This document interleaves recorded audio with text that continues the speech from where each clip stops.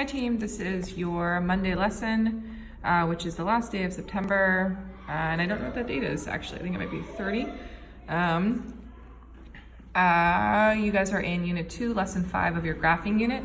Today you're solving two-step story problems about graphs, and so instead of creating graphs, you are now reading and interpreting graphs in order to answer problems. So the reading and interpreting of the graphs allows you to get the data to access these problem types.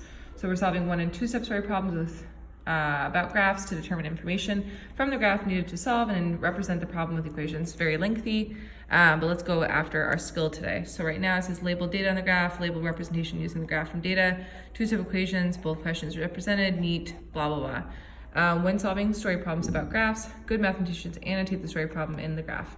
We can solve story problems about graphs by using the Math Stories protocol, visualize, represent, solve. This really is not clear enough for us to be able to give kids a specific skill to go after. So let's look here.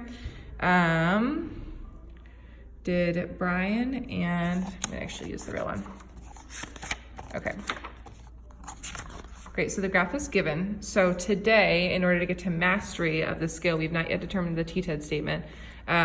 First, read and annotate the graph. Then read and identify what the problem is asking of us. Then represent what the problem is asking of us, and then solve. So let's make sure that we have a skill before we go after that. Our skill is we can, today, tomorrow, and every day, we can solve, I'm gonna do SP for story problems about graphs by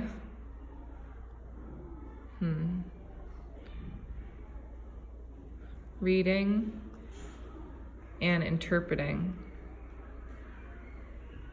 graphs for data. I think that that's actually just what it is. Mastery 1, they read and interpret the graph with annotations. 2, they identify the big problem in the story problem. 3, they identify needed values within the graph. 4, represent. 5, solve. So this right here is the read and visualize component, represent, solve being the last components. Good luck.